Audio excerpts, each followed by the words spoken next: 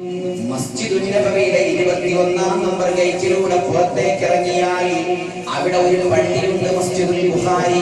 ആ മസ്ജിദുൽ ബുഖാരിയുടെ തൊട്ടടുത്തുള്ള നാബിഅത്തുൽ ജഅദി എന്ന ആളുടെ വീട്ടിന്റെ ഉള്ളിൽ മറമാടപ്പെട്ട റസൂലുള്ളാഹിന്റെ ഉപ്പാന്റെ ഖബറിടം ആമിനത്തു സിദ്ദീഖ റളിയല്ലാഹു അൻഹയുടെ കൂടെ, ആമിനത്തു തുഹറയുടെ കൂടെ അല്ലാഹുവിന്റെ പ്രവാചകർ അഷ്റഫുൽ ഖൽഖ് മുഹമ്മദുർ റസൂലുള്ളാഹി സല്ലല്ലാഹു അലൈഹി വസല്ലം തങ്ങൾ ചെറുപ്പകാലത്ത് സന്ദർശിച്ചു. അന്ന് അവിടെ വെച്ച് ഒരുപാട് നേരം, അവിടെ ഒരു മാസത്തിലേറെക്കാലം മദീനയിൽ താമസിച്ച് തിരിച്ചു പോന്നു അല്ലാഹുവിന്റെ ഹബീബ്. എന്നിട്ട് ഇനിയാണ് നമ്മൾ പറയാൻ പോകുന്ന വിഷയം. എന്നിട്ട് 48 കൊല്ലം കഴിഞ്ഞ ശേഷം, കൃത്യമായി 48 വർഷം കഴിഞ്ഞ ശേഷം അല്ലാഹുവിന്റെ ഹബീബ് മദീനയിലേക്ക് വീണ്ടും പോയപ്പോൾ, പ്രിയപ്പെട്ട സഹോദരങ്ങളെ, റസൂലുള്ളാഹ് മദീനയിലെത്തി രണ്ടാമത്തെ ദിവസം സ്വഹാബത്തിന്റെ കൂടെ നടക്കുകയാ. എന്നിട്ടോ ഓരോ ഭാഗത്തേക്ക് ചെന്നുകൊണ്ട് പറയുകയാണ്, എന്റെ ഉമ്മാന്റെ കൈ പിടിച്ച് ഞാൻ ഇവിടെയാണ് ഓടി നടന്നത്, എന്റെ ബാപ്പാന്റെ ഖബർ ഇവിടെയാണ്. അല്ലാഹുവിന്റെ ഹബീബ് സഹാബത്തിന് പറഞ്ഞു കൊടുക്കാൻ 48 കൊല്ലം കഴിഞ്ഞ ശേഷം, അഥവാ നെസ്റ്റോളജി ആ ഫീലിംഗ്. നമ്മളൊരു നാടൊക്കെ കണ്ടിട്ട് ആ നാട്ടിൽ പണ്ടൊക്കെ നിന്ന പ്രവാസി കുറെ കാലം കഴിഞ്ഞിട്ട് തിരിച്ചു വന്ന നമുക്കുണ്ടാകുന്ന അതേ വികാരം അല്ലാഹുവിന്റെ ഹബീബ് 48 കൊല്ലം മുമ്പ് ഉമ്മാന്റെ കൈയും പിടിച്ചു വന്ന സ്ഥലത്തേക്കാണ് ഹിജറ വന്നത്. അവിടെ റസൂലുള്ളാഹി സ്വഹാബത്തിന്റെ കൈയും പിടിച്ചിട്ടതാ മദീനയുടെ തെരുവോരങ്ങളിലൂടെ നടന്നിട്ട് കാണിച്ചു കൊടുക്കുകയാണ്, ഇവിടെയാണ് എന്റെ ഉപ്പാന്റെ ഖബർ, ഇവിടെയാണ് എന്റെ കളിക്കൂട്ടുകാരി അനീസയോടുകൂടെ. റസൂലുള്ളാഹിന്റെ കളിക്കൂട്ടുകാരിയുടെ പേരെന്താണ്? അനീസ എന്നാണ്. അനീസ എന്ന എന്റെ കളിക്കൂട്ടുകാരിയോടുകൂടെ കുന്നിന്റെ മുകളിൽ കയറി കളിച്ച മലയാണത്. അതുപോലെ ഞാൻ നീന്തൽ പഠിച്ച കുളമാണത്, ഇങ്ങനെ പറഞ്ഞ് ഓരോ ഭാഗങ്ങളും അല്ലാഹുവിന്റെ ഹബീബ് 48 കൊല്ലങ്ങൾക്ക് ശേഷം സ്വഹാബത്തിന് പരിചയപ്പെടുത്തി കൊടുത്തിട്ടുണ്ടെങ്കിൽ ആ റസൂലുള്ളാഹി സ്വല്ലല്ലാഹു അലൈഹി വസല്ലം തങ്ങൾ നമുക്ക് പഠിപ്പിച്ചു തരുന്ന ഒരു സന്ദേശമുണ്ട്. ഒരു സ്ഥലത്തെത്തിയാൽ ആ സ്ഥലത്തെ കുറിച്ച് പഠിക്കണം, ആ സ്ഥലത്തെ കുറിച്ച് മനസ്സിലാക്കണം, ആ സ്ഥലത്തെ സംബന്ധിച്ച് പഠിക്കണം. എന്നാൽ നമുക്ക് ഏറ്റവും പ്രധാനപ്പെട്ട അല്ലാഹുവിന്റെ ഹബീബ് മുഹമ്മദ് റസൂലുള്ളാഹി സ്വല്ലല്ലാഹു അലൈഹി വസല്ലം തങ്ങൾ ജനിച്ച മക്കയെ കുറിച്ച് നമുക്ക് എന്തറിയാം? അല്ലേ? റസൂലുള്ളാഹിന്റെ ജന്മഭൂമിയെ കുറിച്ച് നമുക്ക് എന്തറിയാം? എന്താ മക്ക എന്ന് പറഞ്ഞ പദത്തിന്റെ അർത്ഥം എന്താ? കുറെ കാലായല്ലോ നമ്മളിങ്ങനെ മക്കയ്ക്ക് പോകാൻ തുടങ്ങി.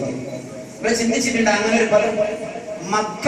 ഞാൻ പറഞ്ഞേ മക്ക, മീം കാഫ് ഹാ താ. മക്ക എന്ന അറബി പദത്തിന്റെ അർത്ഥം എന്താണ്? കുറെ കാലങ്ങളിൽ നമ്മൾ മക്കത്തിന് പോണ്, ഉംറ ചെയ്ത് ഹജ്ജ് ചെയ്ത്. നിങ്ങൾ ചിന്തിച്ചിട്ടുണ്ടോ? ഇപ്പൊ ഖതീഫ് എന്ന് പറഞ്ഞ പോയിന്റ് നമ്മൾ പറഞ്ഞു. മക്ക എന്ന അറബി പദത്തിന്റെ അർത്ഥം എന്താണ്? നമ്മളൊക്കെ എന്ത് ഹുബ്ബുറസൂലിന്റെ ആൾക്കാരാണ്, പഠിക്കണ്ടേ നമ്മള്? അപ്പൊ അത്തരം ചില കാര്യങ്ങളാണ് നമുക്ക് പറയാം, അങ്ങോട്ട് വരാം. അതിന്റെ മുമ്പ് ഈ വിഷയം ഞാൻ തിരഞ്ഞെടുക്കാനുള്ള കാരണം, എന്റെ മുമ്പിൽ ഇരിക്കുന്ന ഓഡിയൻസ് ധാരാളം ഉംറ ചെയ്യുന്നവരാണ്, ഹജ്ജ് ചെയ്യാൻ ഉദ്ദേശിക്കുന്നവരും ഹജ്ജ് ചെയ്യുന്നവരും ഒക്കെയാണ്, അല്ലേ? ഒന്നാമത്. രണ്ടാമത്, റബീഇന്റെ പൊന്നമ്പിടി ആകാശത്ത് ഉദയം ചെയ്തതോടെ ചന്ദ്ര സമാനമായ സ്തുതിഗീതങ്ങളെ കൊണ്ട് അന്തരീക്ഷം മുഖരിതമാകുന്നു. ഇങ്ങനെ സമയവും അതുപോലെ എന്റെ നല്ല ഓഡിയൻസും. നിങ്ങൾക്ക് മക്കയെ കുറിച്ച് പറഞ്ഞ പെട്ടെന്ന് മനസ്സിലാണോ? ഉംറ ചെയ്യാത്തവരുണ്ടെങ്കിൽ മക്കത്ത് പോകാത്തവരുണ്ടോ? ഇല്ലല്ലേ? മാഷാ അല്ലാഹ്, എല്ലാവരും മക്കത്ത് പോകാൻ ഭാഗ്യം സിദ്ധിച്ചവരാണ്. അഥവാ മക്കത്ത് എന്നുള്ള നിലക്കല്ല ഞാൻ പറഞ്ഞത്, റസൂലുള്ളാഹിനെ പ്രസവിച്ച ഭൂമിക കാണാൻ ഭാഗ്യം സിദ്ധിച്ചവരാ. അതുകൊണ്ട് ഹബീബിന്റെ ഭൂമിയെ കുറിച്ച് പറയുമ്പോൾ നമുക്ക് പെട്ടെന്ന് മനസ്സിലാകും. നമുക്ക് വിഷയത്തിൽ വന്നൂടെ? സൗദി അറേബ്യയുടെ ഭൂപടത്തിൽ പശ്ചിമ ദിശയിൽ അൽ ഹിജാസ് ഭൂമികയിൽ പർവ്വത നിരകളാൽ ചുറ്റപ്പെട്ട പ്രദേശമാണ് മക്ക. കിഴക്ക് അൽ മുഅല്ല എന്നും, ശ്രദ്ധിക്കണം, ജന്നത്തുൽ മുഅല്ല കണ്ടിട്ടില്ലേ? അത് മക്കന്റെ ഏത് ഭാഗത്താണ്? കിഴക്ക് വശം. കഅബ ശരീഫിന്റെ കിഴക്ക് വശത്താണ് ഏതുള്ളത്? അൽ മുഅല്ല. അപ്പോ കിഴക്ക് വശം അൽ മുഅല്ല എന്നും പടിഞ്ഞാറ് മിസ്ഫല എന്നും അറിയപ്പെടുന്നു. മക്കയുടെ കിഴക്ക് വശം മുഅല്ല, പടിഞ്ഞാറ് വശം മിസ്ഫല. നബി സല്ലല്ലാഹു അലൈഹി വസല്ലമ എവിടെയാണ് ജനിച്ചത്? നബി എവിടെ ജനിച്ചത്? മക്കത്തല്ല. മക്ക രണ്ട് സ്ഥലം നമ്മൾ പറഞ്ഞു, അങ്ങനെ പറയാൻ പറ്റില്ല. ഇതുവരെ നിങ്ങൾ മക്കത്ത് എന്ന് പറഞ്ഞു. ഓക്കെ, ഇപ്പൊ ഞാൻ പറഞ്ഞു ഒന്ന് കിഴക്കാണ് ഒന്ന് പടിഞ്ഞാറ്. മുഅല്ല മിസ്ഫല. ഇതിൽ റസൂലുള്ള ജനിച്ചത് എവിടെയാണ്? മുഅല്ലയില. മാഷാഅല്ലാഹ്. അവിടെ തന്നെയാണല്ലോ ഭാര്യന്റെ ഖബറൊക്കെ നമുക്ക് അങ്ങോട്ടൊക്കെ വരാം. അപ്പോൾ റസൂലുള്ളാഹി സ്വല്ലല്ലാഹു അലൈഹി വസല്ലം തങ്ങൾ അൽ മുഅല്ല അഥവാ ജന്നത്തുൽ മുഅല്ലയുടെ ഭാഗത്താണ് അല്ലാഹുവിന്റെ ഹബീബ് ജനിക്കുന്നത്. ഒന്നാമത്തെ പോയിന്റ്. രണ്ട്, സമുദ്രനിരപ്പിൽ നിന്നും 300 മീറ്റർ ഉയരത്തിലാണ് മക്ക എന്ന പ്രദേശം സ്ഥിതി ചെയ്യുന്നത്. From the sea level about 300 meters. അല്ലേ? റസൂലുള്ളാഹിന്റെ ഭൂമിക നിലകൊള്ളുന്നത് 300 മീറ്റർ ഉയരത്തിലാണ്. ഇതിന് 3 ഗേറ്റുകളുണ്ട്. മക്കൾക്ക് 3 ഗേറ്റുകൾ. പഴയകാലത്തെ മക്കയാണ് അഥവാ റസൂലുള്ളാഹി ജനിച്ചപ്പോൾ മക്കൾക്ക് 3 ഗേറ്റുകൾ ഉണ്ടായിരുന്നു. ഒന്ന് അൽ മുഅല്ല, രണ്ടാമത്തേത് അൽ മിസ്ഫല, മൂന്നാമത്തേത് അശ്ശുബൈക. ഇങ്ങനെ 3 ഗേറ്റുകൾ മക്കൾക്കുണ്ടായിരുന്നു. മക്കൾക്ക് നിരവധി പ്രത്യേകതകളുണ്ട്. നമുക്കൊരു 10 പ്രത്യേകത വർഗത്തിന് വേണ്ടി പെട്ടെന്ന് പറയാം. ഒന്ന്, അല്ലാഹുവിന്റെ ബൈത്ത് മക്കയിലാണ്. അല്ലാഹുവിന്റെ കഅബ മക്കയിലാണ്.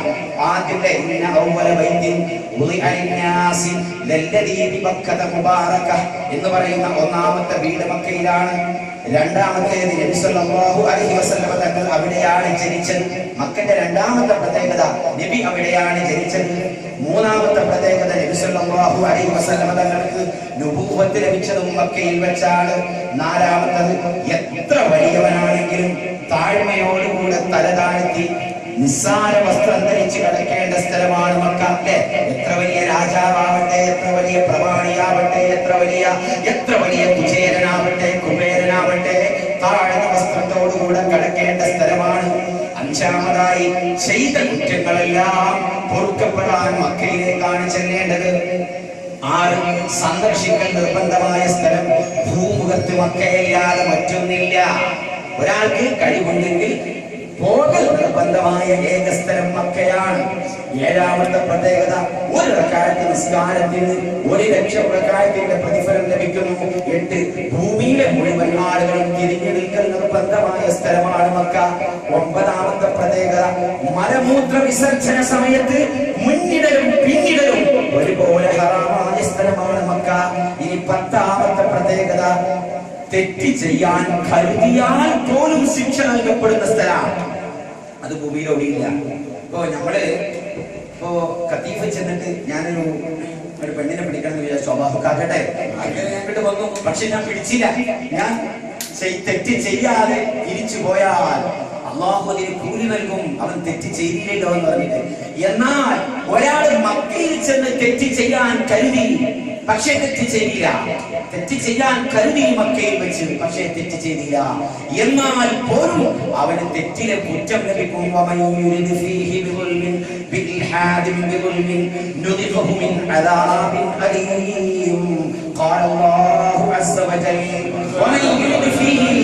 ഒരാൾ ആ മക്കത്ത് വെച്ച് ഉദ്ദേശിച്ചാൽ, ഒരാൾ ഒരു അക്രമം പ്രവർത്തിക്കണമെന്ന് ഉദ്ദേശിച്ചാൽ പോലും ചെയ്തിട്ടില്ല, ഉദ്ദേശിച്ചിട്ടേ ഉള്ളൂ. എന്നാൽ പോലും വേദനാജനകമായ ശിക്ഷ അല്ലാഹു നൽകും. ഇങ്ങനെ ഒരുപാട് പ്രത്യേകതകൾ മക്കക്കൊണ്ട് 10 പ്രത്യേകതകൾ ബർക്കത്തിന് വേണ്ടി നമ്മൾ പറഞ്ഞു. ഈ മക്കയെ കുറിച്ച് അല്ലാഹു വിശുദ്ധ ഖുർആനിൽ 2 സ്ഥലത്ത് സത്യം ചെയ്തതായി കാണാം. അല്ലേ? ഒന്നതാ എല്ലാവർക്കും അറിയുന്നത് എന്താണ്? وهذا البلد الأمين والتين والزيتون وطور سينين وهذا البلد الأمين. بلد الأمين هذا എന്ന് പറഞ്ഞോളി. ബലദ് അമീൻ ഹദാ മക്ക. ആ മക്കയെ അല്ലാഹു സത്യം ചെയ്യുന്നു. രണ്ടാമത് അല്ലാഹു വീണ്ടും പറയുന്നു, ലാ ഉഖ്സിമു ബിഹാദിൽ ബലദ്, ഞാൻ ഈ നാടിനെ കൊണ്ട് സത്യം ചെയ്യുന്നു. ഇത് മക്കയെ കൊണ്ട് സത്യം ചെയ്യുന്നു. ഇങ്ങനെ ഒരുപാട് രംഗങ്ങളിൽ നമുക്ക് കാണാം. ഇനി ഹദീസിലോ അല്ലാഹുവിന്റെ പ്രവാചകർക്ക് മക്കയോടുള്ള സ്നേഹം എത്രമാത്രം വലിയ സ്നേഹമായിരുന്നു.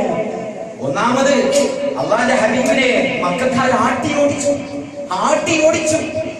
ഓടിച്ചിട്ട് അവസാനം കൈസുമ ചന്തയിൽ റസൂലുള്ളാഹി എത്തുക. കൈസുമ ചന്ത എന്ന് പറയുന്നത് എവിടെയെന്നറിയോ? നമ്മുടെ സൂഖുൽ ഹുബ്ബുണ്ട്, സൂഖുൽ ലൈൽ. പഴയകാലത്തൊക്കെ പോയവർക്കറിയാം സൂഖുൽ ലൈൽ എന്ന് പറഞ്ഞ ഭാഗമുണ്ട്. അഥവാ ഇന്നത്തെ അജിയാദ് ബിൽഡിങ്ങിന്റെ ഭാഗം. അതിട്ട് കഴിഞ്ഞു അവിടെ കൈസുമ ചന്തയുടെ ഭാഗം. അപ്പോ അല്ലാഹുവിന്റെ ഹബീബിന്റെ കണ്ണിനെ പോകാൻ ഇങ്ങോട്ട് തിരിച്ചു വരാൻ പറ്റൂലല്ലോ എന്ന് ആലോചിച്ചിട്ട് റസൂലുള്ളാഹി സ്വല്ലല്ലാഹു അലൈഹി വസല്ലം തങ്ങൾ കരഞ്ഞുകൊണ്ട് ജനിച്ച നാട്ടിലേക്ക് നോക്കിയിട്ട് പറയുകയാണ്, വല്ലാഹി വല്ലാഹി ഇന്നക ലഖൈറു അർദില്ലാഹ് വഅഹബ്ബു അർദില്ലാഹി ഇലല്ലാഹി വലൗലാ അന്നീ ഉഖ്രിജ്തു മാ ഖറജ്തു. ഇമാം തുർമുദി തങ്ങൾ 3925 ഹദീസായി ഉദ്ധരിക്കുകയാണ്. അല്ലാഹുവിനെ തന്നെ സത്യം. ഇന്നക ഖൈറു അർദില്ലാഹി, നീ ഈ ഭൂമിയിലെ ഏറ്റവും ഖൈറായ നാടാണ്. വഅഹബ്ബു അർദില്ലാഹി ഇലല്ലാഹ്, അല്ലാഹുവിന് ഏറ്റവും ഇഷ്ടപ്പെട്ട നാടുമാണ്.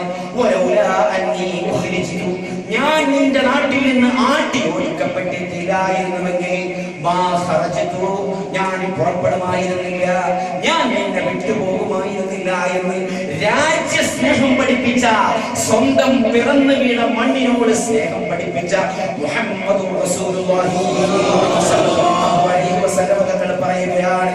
ഇനി മറ്റൊരു ഹദീസ് കേൾക്കണം. ഇന്നഹാദൽ ബലദ, അങ്ങനെ റസൂൽ ഇങ്ങനെ കരഞ്ഞ് മക്കയോട് സലാം പറയുകയാണ്.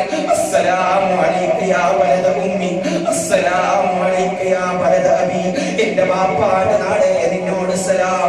അബ്ദുൽ മുത്തലിബിന്റെ കയ്യും പിടിച്ച് നടന്ന നാടാണ്, അബൂ താലിബിന്റെ കൈ പിടിച്ച് നടന്ന നാടാണ് എന്നൊക്കെ പറഞ്ഞ് റസൂൽ ഇങ്ങനെ സലാം പറയുകയാണ് മക്കയോട്. ആ സമയത്താണ് ജിബ്രീൽ ഇറങ്ങി വന്നിട്ട് ഇന്നല്ലദീ ഫറദ അലൈക്കൽ ഖുർആന ലറാത്തുക ഇലാ മആദ്, ഓ റസൂലേ നിങ്ങൾ കരയാൻ പാടില്ല, നിശ്ചയം നിങ്ങൾക്ക് ഖുർആൻ ഇറക്കി തരുന്ന അല്ലാഹു ഉണ്ടല്ലോ, വീണ്ടും നിങ്ങളെ മക്കയിലേക്ക് തന്നെ തിരിച്ചു കൊണ്ടുവരുമെന്ന് ഖാല അല്ലാഹു അസ്സ വജൽ.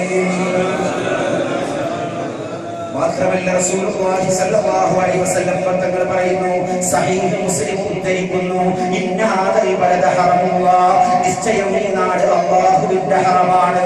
യൗമ ഖുലിഖസ് സമാവാതി വൽ അർദ്, ആകാശ ഭൂമികളെ പടച്ച അന്ന് മുതലേ, ആ ദിവസം മുതലേ ഇത് അല്ലാഹുവിന്റെ ഹറമാണെന്ന് ഖാല റസൂലുള്ളാഹി.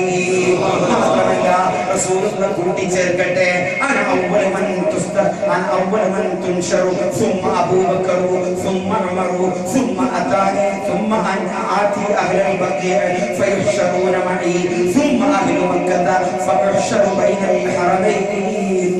قال رسول الله. എന്താ സംഭവം? ഖിയാമത്ത് നാൾ വരുമത്രേ. അങ്ങനെ ഖിയാമത്ത് നാളിൽ ഇസ്രാഫീൽ രണ്ടാമതും ഊതിയിട്ട് എല്ലാവരും ഉയർത്തെഴുന്നേൽക്കപ്പെടും. ആ സമയത്ത് ഭൂമിയിൽ മരിച്ചു കിടക്കുന്നവരുടെ കൂട്ടത്തിൽ ഏറ്റവും ആദ്യമായി ഉയർത്തിയെഴുന്നേൽക്കപ്പെടുന്നവൻ അത് ഞാനാണ്. സുമ്മ അബൂബക്കർ, പിന്നീട് അബൂബക്കറാണ്. സുമ്മ ഉമർ, പിന്നീട് ഉമർ റളിയല്ലാഹു അൻഹുമാ. രണ്ടുപേരും ഉയർത്തപ്പെട്ട ശേഷം ഞാൻ ജന്നത്തുൽ ബഖീയിലേക്ക് ചെല്ലും. അവിടെ അന്തിയുറങ്ങുന്ന ആളുകളെ ഞാൻ വിളിച്ചുണർത്തും. അങ്ങനെ ഞാൻ പോകാൻ നേരത്ത് എനിക്ക് ഓർമ്മ വരും, ഞാൻ ജനിച്ച് വീണ നാട്ടുകാരെ എനിക്ക് മറക്കാൻ കഴിയുമോ? എന്റെ മക്കൾക്കാരെ എനിക്ക് നടക്കാൻ കഴിയുമോ? അത് എന്റെ സ്വരാജ്യമാണ്. രാജ്യസ്നേഹം പഠിപ്പിക്കുന്ന അഷ്റഫുൽ ഖൽഖ് മുഹമ്മദ് റസൂലുള്ളാഹി സ്വല്ലല്ലാഹു അലൈഹി വസല്ലം തങ്ങൾ പറയാണ്, അങ്ങനെ അഹ്ലുൽ ബഖീകാരെ ഞാൻ എണീപ്പിച്ചാൽ പിന്നീട് ഞാൻ പറയും അല്ലാഹുവിനോട്, മക്കൾക്കാരെ നീ എണീപ്പിക്കണം അല്ലാഹ്. ആ അഭ്യർത്ഥന മാനിച്ചുകൊണ്ട് അല്ലാഹു അവരെ വിളിച്ചുണർത്തും, അല്ലാഹു അവരെയും എഴുന്നേൽപ്പിക്കും. അങ്ങനെ ഞങ്ങളും മക്കൾക്കാരും ബഖീകാരും ഞങ്ങൾ ആകാശത്തേക്ക് ഉയർന്നു പോകും. ഉയർന്നു പോയ ശേഷമാണ് ഭൂമിയിലെ മറ്റു മുഴുവൻ ആളുകളും ഉയർത്തെഴുന്നേൽക്കപ്പെടുക എന്ന് റസൂലുള്ളാഹി സ്വല്ലല്ലാഹു അലൈഹി വസല്ലം. ഇനി നമുക്ക് മക്കയുടെ പേരുകളെ കുറിച്ച് പഠിക്കാം. മക്കൾക്ക് ഒരുപാട് പേരുണ്ട്. ഏത് പവിത്രമായ വസ്തുക്കൾക്കും നിരവധി പേരുകൾ ഉണ്ടാകും, അല്ലേ? ഒരു വസ്തുവിന് ഒരുപാട് പേരുണ്ടാകാന്ന് പറഞ്ഞാൽ അതിന്റെ മഹത്വം. അള്ളാഹ് എത്ര പേരുണ്ട്? 99 പേരില്ലേ? മുഹമ്മദ് റസൂലുള്ളാഹിക്ക് എത്രയോ പേരുകളില്ലേ? 99ഓളം പേരുകളുണ്ട് എന്ന് പലരും പറയുന്നു. 6ഓളം ഹദീസുകളിൽ ഇമാം ബുഖാരി തങ്ങൾ റിപ്പോർട്ട് ചെയ്ത ഹദീസുകൾ റസൂൽ സ്വന്തം പറയുന്നത് എന്റെ പേരാണ്. അങ്ങനെ റസൂലുള്ളാഹിക്ക് ഒരുപാട് പേരുണ്ട്. ഖുർആനിൽ ഒരുപാട് പേരുണ്ട്. കിതാബിൽ നൂന് എന്നൊക്കെ തുടങ്ങി ഖുർആനിൽ ഒരുപാട് പേരുണ്ട്. എന്ന പോലെ മക്കൾക്ക് ഒരുപാട് പേരുണ്ട്. അതിൽ ഒന്നാമത്തെ പേര് മക്ക എന്നാണ്. മക്ക എന്ന് പറഞ്ഞ പദത്തിന്റെ അർത്ഥം നേരത്തെ പറഞ്ഞോ? ഇല്ലല്ലേ? അവിടെ വെച്ചതാണല്ലോ. അപ്പൊ പഠിക്കേണ്ട ഈ ക്ലാസ് കൊണ്ട് നിങ്ങൾക്ക് കിട്ടുന്ന ഏറ്റവും വലിയൊരു ഉപകാരം അതാണ്. കാരണം ഇതുവരെ കുറെ കാലം നമ്മൾ മക്ക എന്ന് പറഞ്ഞിങ്ങനെ നടക്കുന്നത്. അതിന്റെ അർത്ഥം പഠിക്കട്ടെ. മക്ക എന്ന് പറഞ്ഞാൽ നശിപ്പിച്ചു എന്നാണ് അർത്ഥം. എന്താണ്? നശിപ്പിച്ചു. മക്കഹു മക്ക എന്ന് പറഞ്ഞാൽ നശിപ്പിക്കുന്ന സാധനം അല്ലെങ്കിൽ നശിപ്പിക്കുന്നത് എന്നാണ് അർത്ഥം. അഥവാ മനുഷ്യന്റെ ദോഷങ്ങളെ നശിപ്പിച്ച് അവനെ ശുദ്ധിയാക്കുന്ന സ്ഥലം എന്ന അർത്ഥത്തിലാണ് ഈ പേര് വെച്ചത് എന്ന് മഹാന്മാരായ പണ്ഡിതന്മാർ പറയുന്നു. അല്ലാഹുവിന്റെ ഖുർആൻ തന്നെ പറയുന്നത് കേൾക്കുക, വഹുവല്ലദീ കഫ അയ്ദിഹും അൻകും വഅയ്ദിയകും അൻഹും ബിബത്നി മക്ക. ബിബത്നി മക്ക, മക്ക എന്ന പദം അവനാണ് നിങ്ങളുടെ കൈകളെ കൊണ്ട് അല്ലാഹു അവരുടെ കൈകളിൽ നിന്നും നിങ്ങൾ അല്ലാഹു രക്ഷിപ്പിച്ചു. അതുകൊണ്ട് തന്നെ അവരെ നശിപ്പിച്ചു കളയുവാനും ആ ബിംബങ്ങളെ നശിപ്പിച്ചു കളയുവാനും അല്ലാഹുവിന്റെ ശക്തിയുണ്ട്. അതുകൊണ്ട് തന്നെ മക്ക എന്ന അറബി പദത്തിന്റെ ഒന്നാമത്തെ അർത്ഥം നശിപ്പിക്കുന്നതാണെന്ന് മഹാന്മാര് നമ്മെ പഠിപ്പിക്കുന്നു. രണ്ടാമത്തെ പേരെന്താ? മക്കൾക്കുള്ള ഒരു പേര് പഠിച്ചു, പഠിക്കാതെ ഞാൻ വിടൂല. വയറ് കേട്ട് പോയാൽ പോരാ, പുസ്തകം പറയുന്നത് ജീവിതത്തിൽ പഠിക്കണല്ലോ. ഈ മക്കാന്ന് എവിടെയെങ്കിലും കേട്ടാൽ മറക്കോ? പേര് മറക്കോ? രണ്ടാമത്തെ പേരെന്താ മക്കൾക്കുള്ള രണ്ടാമത്തെ പേരെന്താ? ബക്ക. എന്താണ്? ഒന്ന് മക്ക, രണ്ടാമത്തെ പേരെന്താണ്? ബക്ക. ബക്ക എന്ന് പറഞ്ഞ പദത്തിന്റെ അർത്ഥം എന്താ? മക്ക എന്ന് പറഞ്ഞാൽ നശിപ്പിച്ചു. ബക്ക എന്ന് പറഞ്ഞാലോ കരയില്ല. ബക്ക അത് നമ്മുടെ കലാപറഞ്ഞു വന്തരാനിറഞ്ഞു. ബക്ക അതല്ല, ഇത് ബക്ക എന്നാണ്. അത് ആ കാഫി യാഗാണ്, അല്ലേ? അലിഫ് മക്സൂറയാണ്. ഇത് ബക്ക ആണ്. ബക്ക എന്ന് പറയുന്നത് അർത്ഥം കീറി മുറിക്കുക എന്നാണ്. ബക്ക എന്ന് പറയുന്നത് കീറി മുറിക്കുക അഥവാ ക്യാൻസൽ ചെയ്യുക എന്നർത്ഥം. അല്ലാഹു തന്നെ ഖുർആനിലൂടെ പറയട്ടെ, ഇന്ന അവ്വല ബൈത്തിൻ മുദിഅ ലിന്നാസി ലല്ലദീ ബിബക്കത മുബാറക. സൂറത്തു ആല ഇംറാനിലെ 96ാമത്തെ ആയത്തിൽ അല്ലാഹു പറയുകയാണ്, ഇന്ന അവ്വല ബൈത്തിൻ, ഭൂമിയിലെ ആദ്യത്തെ വീട്, മുദിഅ ലിന്നാസ്, ജനങ്ങൾക്ക് വേണ്ടി വെച്ചത്, ലല്ലദീ ബിബക്കത മുബാറക, മക്കനല്ല, ബിബക്കത മുബാറക. എല്ലാ കാര്യങ്ങളെയും ക്യാൻസൽ ചെയ്യുന്ന, എല്ലാ കാര്യങ്ങളെയും കീറി മുറിക്കുന്ന ബക്ക. കാരണം വെള്ളം കണ്ട തേമം ബാത്തിലായി എന്ന് പറയുമാതിരി മക്കന്റെ കിറ്റിനൊക്കെ ബാത്തിലായി. അതുകൊണ്ട് തന്നെ പവിത്രമായ ദേശം എന്ന അർത്ഥം വരുന്ന, കീറി മുറിക്കുന്ന അല്ലെങ്കിൽ ക്യാൻസൽ ചെയ്തു എന്ന അർത്ഥം വരുന്ന ബക്ക എന്ന പേരാണ് രണ്ടാമത്തെ പേര്. മൂന്നാമത്തെ പേരോ പറഞ്ഞു നിങ്ങളെ നമുക്ക് അറിയുന്ന പേരുണ്ട്, പാട്ടുപാടും എല്ലാവരും പറയുന്നത് ഉമ്മുൽ ഖുറ, അല്ലേ? ഉമ്മുൽ ഖുറാനിലടങ്ങിയുള്ള, അല്ലേ? എല്ലാവരും പറയാറുണ്ട് ഉമ്മുൽ ഖുറ. എന്താ ഉമ്മുൽ ഖുറ എന്ന് പറഞ്ഞാൽ? എന്താണ്? നാടുകളുടെ ഉമ്മ, മാതാവ്, കറിയകളുടെ മാതാവ്. കിതാബുൻ അൻസൽനാഹു മുബാറകുൻ മുസദ്ദിഖുൻ അല്ലദീ ബൈന യദൈഹി വലിയുൻദിറ ഉമ്മുൽ ഖുറ വലിയുൻദിറ ഉമ്മുൽ ഖുറ വഅഹ്റമൻ ഹൗല. സൂറത്തുൽ അൻആമിലെ 92ാമത്തെ ആയത്തിലൂടെ അല്ലാഹു പഠിപ്പിക്കുന്നത് ഉമ്മുൽ ഖുറ എന്ന പേരാണ്. മക്കന്റെ മൂന്നാമത്തെ പേരെന്താണ്? നമ്മളെ ഹബീബിന്റെ ജനിച്ച സ്ഥലല്ലേ, പഠിക്കണ്ടേ നമുക്ക്? ഇപ്പൊ 3 പേരൊന്ന് പറഞ്ഞു തൽക്കൊന്നും പറയണം. മക്ക, ബക്ക, ഉമ്മുൽ ഖുറ. ഇനി നാലാമത്തെ പേര്, നാലാമത്തെ കാരണം ഈ ഉമ്മുൽ ഖുറ എന്ന് പറയാൻ പേര് പറയില്ല. ഭൂമിയിലെ കടൽ ഒഴിവാക്കി, കടലുകൾ അങ്ങ് മാറ്റി നിർത്തി വെറും കര മാത്രം എടുത്താൽ ഭൂമിയുടെ മധ്യഭാഗത്ത് വരുന്ന സ്ഥലം ഏതാണ്? മക്കയാണ്. ഭൂമിയുടെ മധ്യഭാഗത്ത് വരുന്ന സ്ഥലം മക്കയാണ്. അതുകൊണ്ട് തന്നെ മക്ക എന്ന പേര് നാലാമത്തെ പേര് അൽ ബലദ്. എന്താണ് അൽ ബലദ്? ബലദ് എന്ന് പറഞ്ഞാൽ അർത്ഥം നാട്, അല്ലേ? നാട് എന്നാണ്. അഥവാ അൽ ബലദ്, ദി കൺട്രി, ദി കൺട്രി, അല്ലേ? അൽ ബലദ് എന്ന് പറഞ്ഞാൽ ദി കൺട്രി എന്ന് ഐഡന്റിഫൈഡ് കൺട്രി എന്ന് പറയുന്ന നാട് അത് ബലദാണ്. റബ്ബിജ്അൽ ഹാദൽ ബലദ ആമിന. നമ്മുടെ നേതാവ് ഇബ്രാഹിം നബി അലൈഹിസ്സലാമിന്റെ പ്രാർത്ഥനയാണ്, റബ്ബി, എന്റെ റബ്ബേ, ഇജ്അൽ ഹാദൽ ബലദ്, ഈ മക്കയെ നീ ആക്കണേ തമ്പുരാനെ, ആമിന, സെക്യൂർഡ് കൺട്രി ആക്കണേ തമ്പുരാനെ. അഞ്ചാമത്തെ പേര് അൽ ബലദുൽ അമീൻ, അല്ലേ?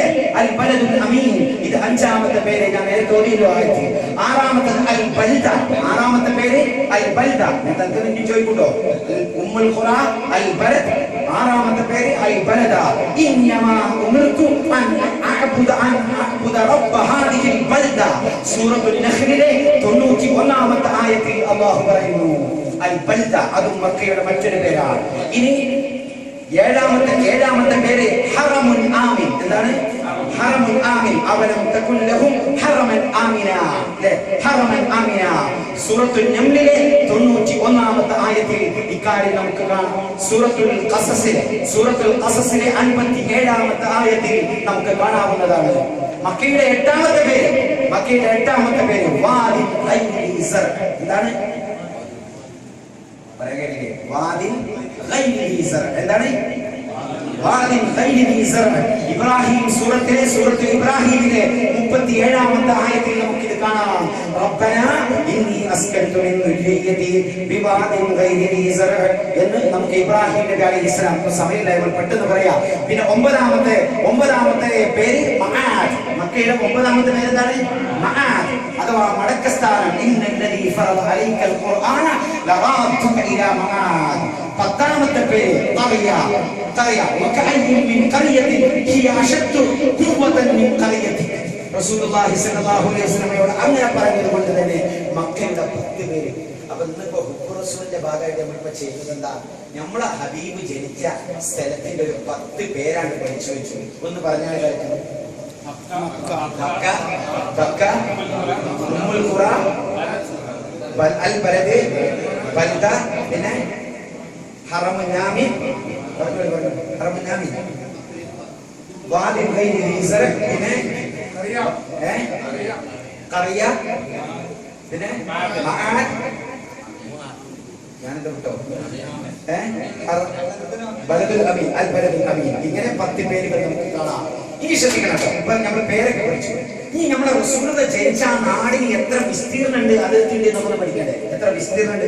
വെറുതെ ഇങ്ങനെ കേട്ടുപോയപ്പോഴല്ലേ മനസ്സിലെ കുറെ കാലമല്ല നമ്മൾ മക്കയിലാ ജനിച്ചത്. മക്കത്തിൽ ജനിച്ചു. ആ മക്കൾക്ക് എത്ര വിസ്തീർണ്ണുണ്ട് എന്നൊന്ന് പഠിക്കണ്ടേ? ആ മക്കൾക്ക് അഥവാ ഹറമിന് 550 കിലോമീറ്റർ സ്ക്വയർ. നമ്മൾ വിചാരിച്ചത് ആ മക്ക എന്ന് പറഞ്ഞ ആ ഒരു പള്ളി ആയിരുന്നല്ല. നമ്മള് ആ ഹറമിന്റെ അതിർത്തിക്ക് അഥവാ റസൂലുള്ളാഹിന്റെ നാടിൽ നിന്ന് കണക്കാക്കപ്പെടുന്ന അല്ലാഹുവിന്റെ ഹബീബിന്റെ നാടിന് 550 കിലോമീറ്റർ സ്ക്വയർ ആകെ ഹറമിന്റെ ചുറ്റളവ്. എന്താ സംഭവിച്ചത്?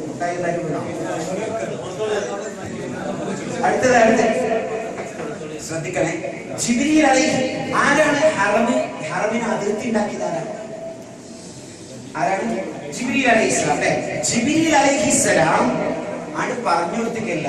മറിച്ച് എന്താ ഉണ്ടായിരുന്നത്? എല്ലാ കാര്യം ചിലതൊക്കെ ജിബ്രീൽ ഇങ്ങനെ തോന്നിപ്പിച്ചു കൊടുക്കും, ചിലത് നേരെ വന്നിട്ട് പഠിപ്പിച്ചു കൊടുക്കും. അങ്ങനെയല്ല. ഇതെന്താ സംഭവിച്ചത്?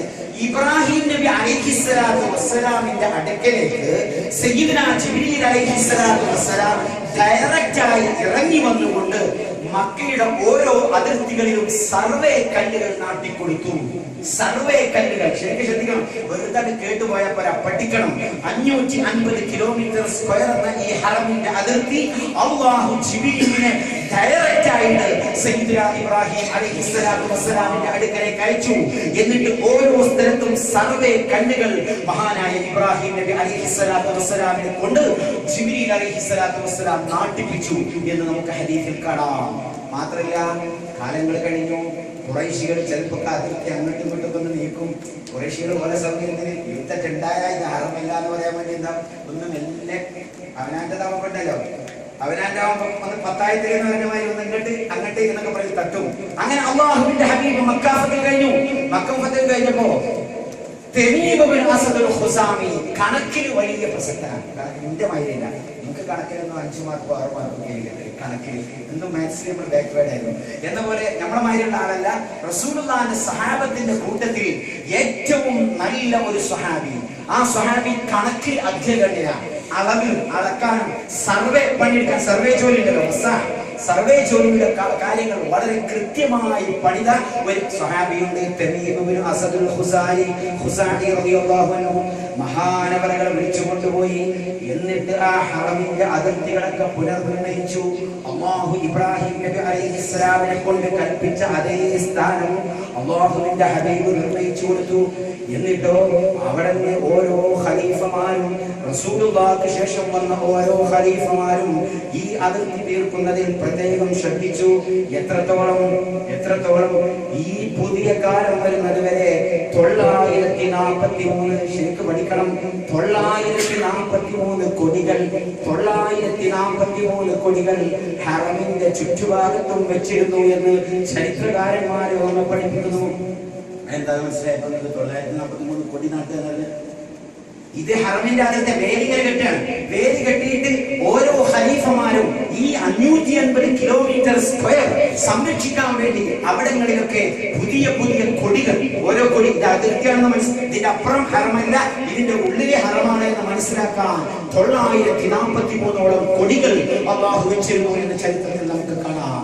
ഇനി നമുക്ക് ഹറമിന്റെ അതിർത്തി, ഓരോ പ്രധാനപ്പെട്ട അതിർത്തി അഥവാ നമ്മളെ ഹബീബ് പറഞ്ഞ നാടിന്റെ അതിർത്തി നമുക്ക് പഠിക്കണ്ടേ? അല്ലാഹു തൗഫീഖ് നൽകുമാറാവട്ടെ. ഓരോ അതിർത്തിക്കും ഓരോ പ്രത്യേകതകളുണ്ട്. ഒന്ന്, ഹറമിൽ നിന്ന് അഥവാ കഅബ ഷരീഫിൽ നിന്നും 7.5 കിലോമീറ്റർ ദൂരം പോയാൽ ഏറ്റവും അടുത്ത അതിർത്തിയല്ല, അഥവാ കഅബ എന്ന the middle point of the Haram, ഹറമിന്റെ മിഡിൽ പോയിന്റ് ആയ കഅബ ഷരീഫിൽ നിന്നും 7.5 കിലോമീറ്റർ മാത്രം സഞ്ചരിച്ചാൽ കാണാവുന്ന അതിർത്തിയാണ് മസ്ജിദുൽ തൻഈം. ഏത്? മസ്ജിദുൽ തൻഈം. എല്ലാവർക്കും അറിയാം, ആയിഷ പള്ളി എന്ന് പറഞ്ഞിട്ട് എല്ലാവർക്കും അറിയാം. ചില ആൾക്കാരൊക്കെ ഇവിടുന്ന് പോയിട്ട് ഉംറക്ക് ഇഹ്റാമൊക്കെ ചെയ്തിട്ടില്ലെങ്കിൽ കാണാം, ചിലർ അവിടെ പോയിട്ട് ഇഹ്റാം കിട്ടണം. ആരെങ്ങനെ പറഞ്ഞു കൊടുത്തെന്ന് അറിയില്ല അല്ലേ? ഇവിടുന്ന് ഉംറ ചെയ്യാൻ വേണ്ടി ഒരാൾ പോയാൽ അവരെവിടെ ചെല്ലണം? ഈ കാലത്ത് തന്നെ ഇഹ്റാം ചെയ്തോളണം, ബൈക്കിൽ ഇഹ്റാം ചെയ്യാൻ പാടില്ല. അത് മസ്ജിദുൽ തൻഈം എന്ന് പറഞ്ഞാൽ ഹറമിന്റെ ഉള്ളിലുള്ളവർക്ക് ഇഹ്റാം ചെയ്യാനുള്ള സ്ഥലമാണ്. അതാണ് ഒരു അതിർത്തി. ഇതാണ് ഹറമിനോട് ഏറ്റവും അടുത്ത അതിർത്തി. അപ്പൊ ഹറമിന് ഏറ്റവും അടുത്ത അതിർത്തി ഏതാണ്?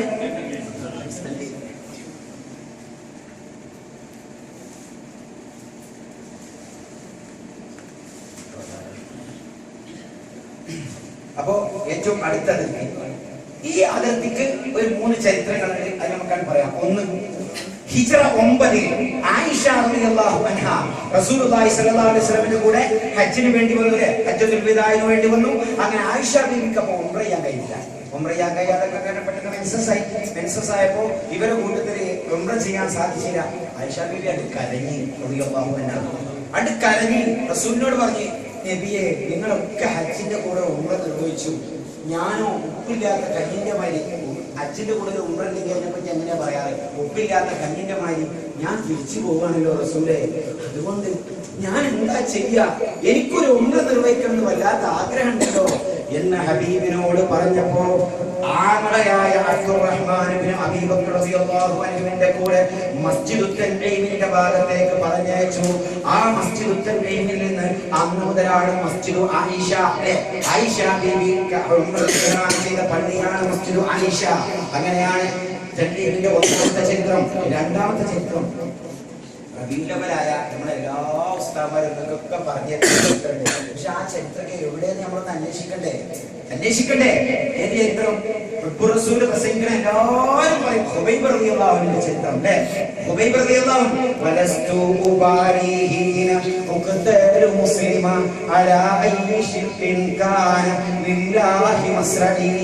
മഹാനായ മുഹമ്മദുർ റസൂലുള്ളാഹി സ്വല്ലല്ലാഹു അലൈഹി വസല്ലം തങ്ങൾ 7ഓളം ഖുർആനുകളെ 7ഓളം ഖുർആൻ പഠിപ്പിക്കാൻ പറ്റുന്ന സ്വഹാബത്തിനെ മക്കയുടെ വാദികളിലേക്ക് അയക്കുകയും വാദി ഖുർആനിലേക്ക് അയക്കുകയും അങ്ങനെ അവരെ ചരിച്ചുകൊണ്ട് മുശ്രിക്കീങ്ങളെ കൊലപ്പെടുത്തുകയും ചെയ്തു. ആ കൂട്ടത്തിൽ ഖുബൈബ് റളിയല്ലാഹു അൻഹുവിനെ കൊണ്ടുപോയി. ഖുബൈബ് റളിയല്ലാഹു അൻഹുവിനെ ചതിച്ചുകൊണ്ട് കൊല്ലാൻ നേരത്ത് അവർ ഖുബൈബ് റളിയല്ലാഹു അൻഹുവിനോട് ചോദിച്ചു, നിന്റെ അവസാനത്തെ ആഗ്രഹം എന്താണ്? അവർ പറഞ്ഞു, എനിക്ക് 2 റക്അത്ത് നിസ്കരിക്കണം, വുളൂ എടുക്കാൻ വെള്ളം കൊണ്ടുവന്നു, 2 റക്അത്ത് നിസ്കരിച്ചു. നീട്ടി നിസ്കരിക്കാൻ ആഗ്രഹമുണ്ട്, പക്ഷേ വല്ലാതെ നിസ്കരിച്ചാൽ ആളുകൾ സംശയിക്കുമോ, എനിക്ക് മരിക്കാൻ മടിയുള്ളത് കൊണ്ടാണോ എന്ന് ചിന്തിച്ചുകൊണ്ട് സയ്യിദുനാ ഖുബൈബ് റളിയല്ലാഹു അൻഹു പെട്ടെന്ന് നിസ്കാരം കഴിഞ്ഞു. ഉടനെ തന്നെ ചോദിക്കുകയാണ്, അതുഹിബ്ബു മകാനക മുഹമ്മദൻ വ അൻത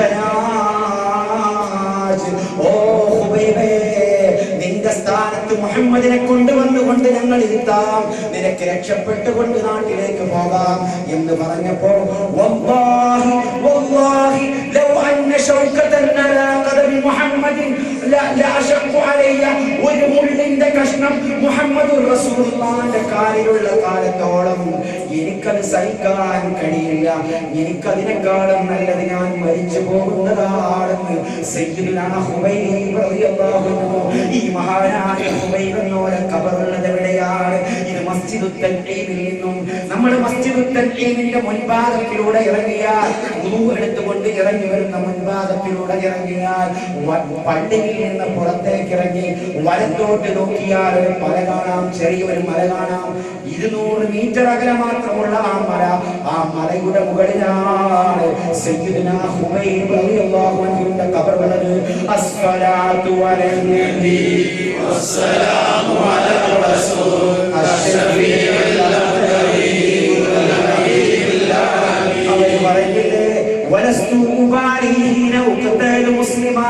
ഈ ചരിത്രം, ഈ കവിത ഉറങ്ങിക്കിടക്കുന്നത് മസ്ജിദുൽ തൻഈമിന്റെ മുകളിലാണ്. മസ്ജിദുൽ തൻഈമിന്റെ ആ ഭാഗത്തെത്തുമ്പോ ഈ മലയുടെ മുകളിലേക്ക് നോക്കുമ്പോൾ നമുക്ക് ഈ കവിത ഓർമ്മ വരണം.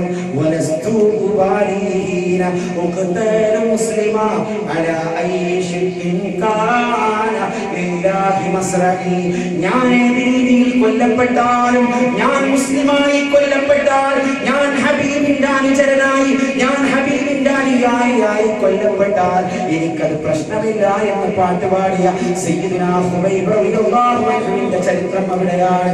ഇങ്ങനെ അവിടെ മുമ്പ് മഖ്ബറയുണ്ടായിരുന്നു. 900 വരെ ഇവരുടെ കയ്യിൽ അധികാരം വരുന്നത് വരെ ഹുബൈബിന്റെ മഖ്ബറയുണ്ടായിരുന്നു. അവിടെ ആളുകൾ സിയാറത്ത് ചെയ്യാറുണ്ടായിരുന്നു. അവിടെ മഖാം ഉണ്ടായിരുന്നു. ഇനി രണ്ടാമത് എന്റെ പ്രസംഗം കേൾക്കുന്ന അൽ ഖതീഫിലെ പ്രിയപ്പെട്ട സമസ്തയുടെ പ്രവർത്തകരെ, തൻഈമിലെത്തിയാൽ ഇനി നിങ്ങൾക്ക് എപ്പോഴെങ്കിലും തൻഈമിൽ പോകാൻ ഭാഗ്യമുണ്ടായാൽ അവിടെ നിന്ന് ഹുബൈബ് റളിയല്ലാഹു അൻഹുവിനെ മറക്കരുതേ. ഉറക്കെ നിങ്ങൾ സലാം പറയണേ. അസ്സലാമിന്റെ കൂടെ പറഞ്ഞോളൂ, അസ്സലാമു അലൈക യാ ഹുബൈബ് റളിയല്ലാഹു അൻഹു എന്ന് പറയാൻ നിങ്ങൾ മറക്കൂ. ഈ പ്രസംഗം കൊണ്ട് നിങ്ങൾക്കുണ്ടാകേണ്ട ഏറ്റവും വലിയ ഒരു ഉപകാരമായി ഞാനിത് കാണുന്നു.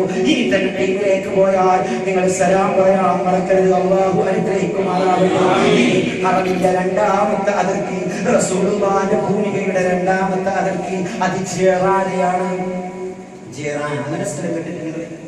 ജിറാൻ ത്വായിഫിൽ നിന്നും മക്കയിലേക്ക് പോകുമ്പോൾ ജിറാന എന്ന് പറഞ്ഞ സ്ഥലത്ത് കഅബ ഷരീഫിൽ നിന്നും 22 കിലോമീറ്റർ ആണ് ദൂരം. എത്ര? 22 കിലോമീറ്റർ ആണ് ജിറാനിലേക്കുള്ള ദൂരം. ഈ ജിറാനിക്ക് ഒരുപാട് പ്രത്യേകതകളുണ്ട്. ഈ വേറെ കാര്യം മനസ്സിലാക്കി, അത് നമ്മളെ മലയാളികൾ എന്താ പറയുക സ്ഥലം വളരെ ബാക്ക്വേർഡാണ്. ഹിന്ദിക്കാരെ കൂടെ ഉഷാറാണ്. ഞാൻ കണ്ടിട്ടുണ്ട്. ഒരു പറയും ബഡാ ഉംറ ചാഹിയേ, ഛോട്ടാ ഉംറ ചാഹിയേ. എന്താണെന്നറിയോ? ഫതുൽ മൊയ്ൻ നോക്കിയാൽ നമുക്ക് മനസ്സിലാവും പല സ്ഥലം അല്ലേ? ശ്രദ്ധിച്ചിട്ടുണ്ടോ? ഫതുൽ മൊയ്നിലെ ആ ഇഹ്റാമിന്റെ ബാബ് ഇങ്ങനെ നോക്കിയാൽ ഏറ്റവും നല്ല ഉംറ, ഏറ്റവും പ്രാധാന്യമുള്ള ഉംറ ഹറമിന്റെ ആളുകളുടെ ഒന്ന് എഴുതി നിന്നാണ്ടിരുന്നു. കുറച്ചൊരു സുഖം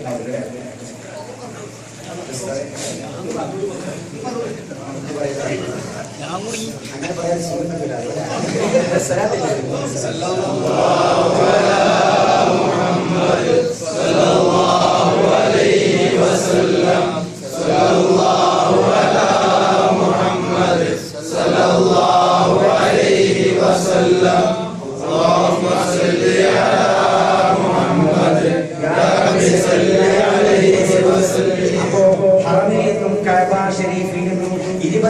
കിലോമീറ്റർ ദൂരമുള്ള ജിറാനയുടെ ഏറ്റവും വലിയ പ്രത്യേകത എന്താണ്? ഏറ്റവും വലിയ പ്രത്യേകത എന്താണ്? തൻഈമിൽ നിന്ന് ഇഹ്റാം ചെയ്യുന്നതിനേക്കാളും കൂലി എവിടെ വെച്ച് ഇഹ്റാം ചെയ്യുന്നതിനാണ്? ജിറാനെ. നിങ്ങൾക്ക് മക്കത്തൊക്കെ പോയി ഒരാഴ്ചക്ക് നിൽക്കാൻ ബാക്കി ഉണ്ടാകുമ്പോ രണ്ടാമതൊരു ഉംറ ചെയ്യണമെന്ന് തോന്നുമ്പോ എപ്പോഴും നമ്മൾ തൻഈമിൽ പോയിട്ട് ഇഹ്റാം കെട്ടാ. അങ്ങനെ ചെയ്താൽ പോരാ. ഈ ക്ലാസ് കൊണ്ട് അങ്ങനെ ഒരു ഉപകാരം കൂടി കിട്ടട്ടെ. എവിടെ ചെന്ന് ഇഹ്റാം ചെയ്യണം? ജിറാൻ. അവിടെ നല്ല മീഖാത്തുണ്ട്. ജിറാനെ കാരണം റസൂൽ അവിടെ നിന്നാണ് ഇഹ്റാം ചെയ്തത്. തൻഈമിൽ നിന്നാണ് ആര് ഇഹ്റാം ചെയ്തത്? ആയിഷ